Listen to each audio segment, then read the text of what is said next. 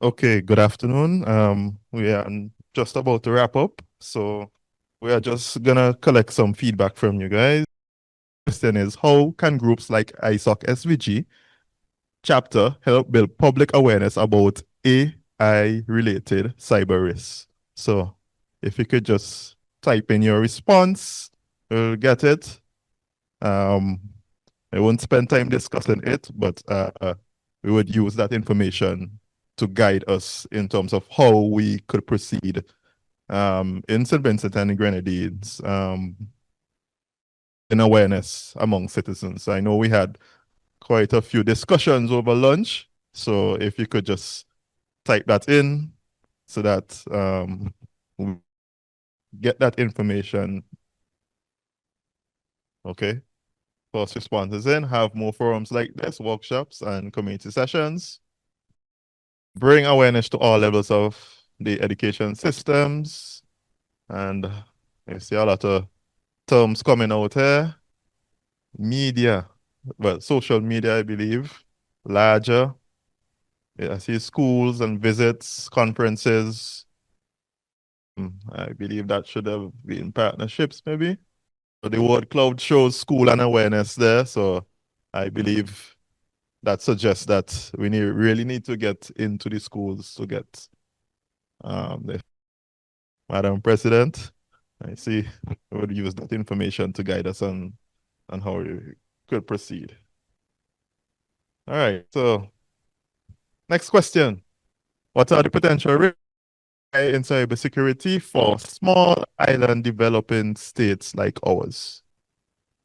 Okay, so we have two thus far. Data compromise, offer training for IT on AI-based threat detection tools and ethical AI use.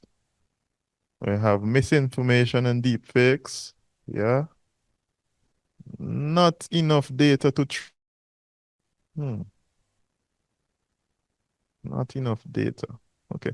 At this stage, positive, we need to get going well, be cautious of data privacy and get up to speed. Yeah, so we have that. Positives, cost of AI assisted tools may be a barrier to entry for small businesses. Cost of entry. We have a bit of free tools though. Um, yeah, hacking, catastrophe to financial institutions if not properly secured and monitored. All right. Stress is one. Okay. Invasion of privacy. All right. Okay. Okay. All right. And I go to the last, used to detect and respond to AI-driven attacks in St. Vincent and the Grenadines. Stress there. Yeah. Mhm. So we have monitoring, training, lots of training, education. Somebody went back to AI. Okay. Feed more attacks to test AI to detect attacks. AI detection programs are placing policies in place to prevent information from being vulnerable. Training is a common theme coming in. I have that rated a score of 4 and AI has 3 in it. Okay. Cybersecurity training utilize AI for monitoring and detection. So we're going to help identifying. Someone said regulation, so misuse of AI. I think Rodney this morning was talking about a roadmap this morning. I believe in 2014 they started. Okay, set up requisites, show persons are trained. Right, so training is another theme coming out here. Policy, strategy, and action plan, a national CSIRT. Identify the critical national information infrastructure. And let's say adopt AI governance and ethical frameworks. Yeah. So that's 13 persons. Thank you very much. We would use this information to guide us going forward. That's it to Madam Chairperson.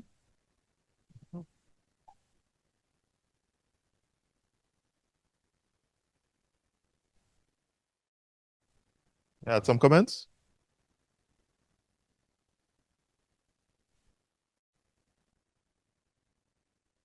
Yeah, I'm thinking,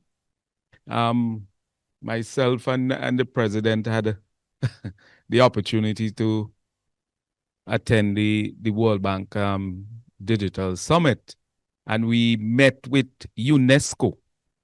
You recall that, right? And they spoke about AI, etc. Also doing a readiness assessment. Some of the recommendations would be to integrate AI in the primary and, well, in the education system from primary up.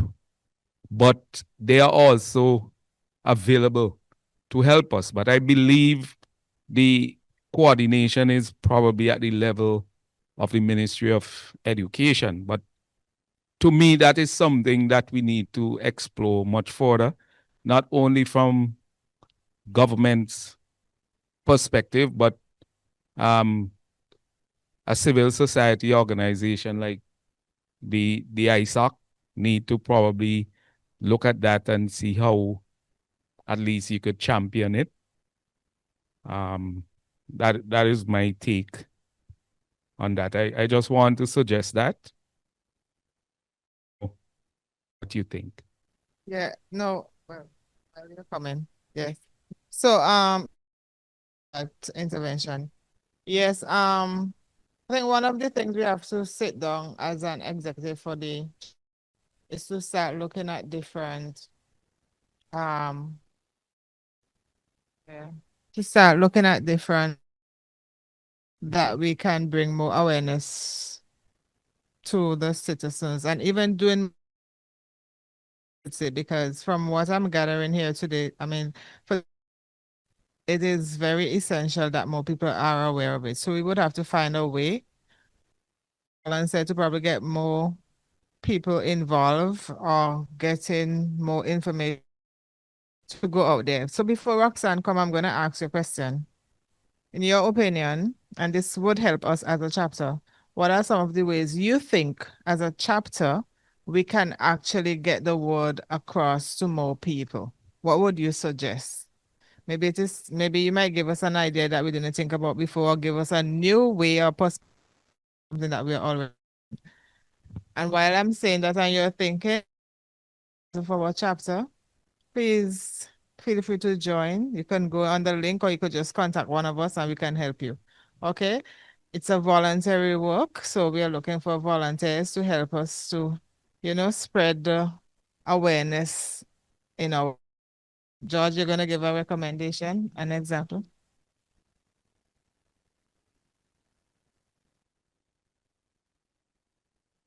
At, well, regional and national, remember we launched cybersecurity awareness campaign, and they have produced a lot of materials. So I suggest you could be, in partnership with the relevant persons. You get the materials, go into different community persons in ISOC could be resource persons in some of these awareness sessions, whether it is in the church or the community centers, etc. So they have a campaign on cybersecurity, and they have of different materials, newsletters, etc., and so on. So they have things like, two-factor authentication and all these different things in terms of securing your accounts and so on. One of the things I believe is that one of the key things, cybercrime and in good cybersecurity is collaboration, right? So I believe the chapter can partner with organizations even like the ITSD. Because George spoke, for instance, of the cybersecurity awareness. The sort is being implemented through the ITSD in partnership with the project steering committee and so on. But after the project is ended, it will be strictly a business, of the government in that sense. So you may find that from time to time we might be engaging, let's say, some radio program. We have a web presence. We can put something over there. You understand me?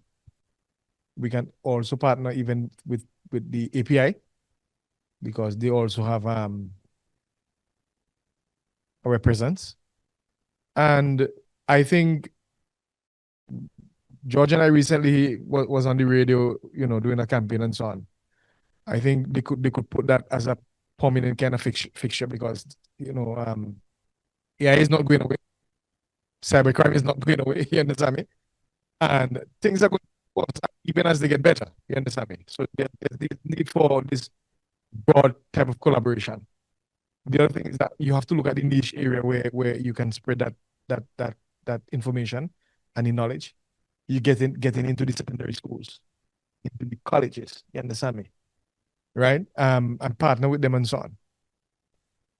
And because it's not just about sharing information, but it's about developing career paths. Showing the people what are the possibilities, their risk, and what their risk, the opportunities. You understand me? The opportunities and so on. So I think these are areas in which we can collaborate and so on. You may within the chapter, you might see a particular need. You can look at the principles in government and probably even how you can get resources to probably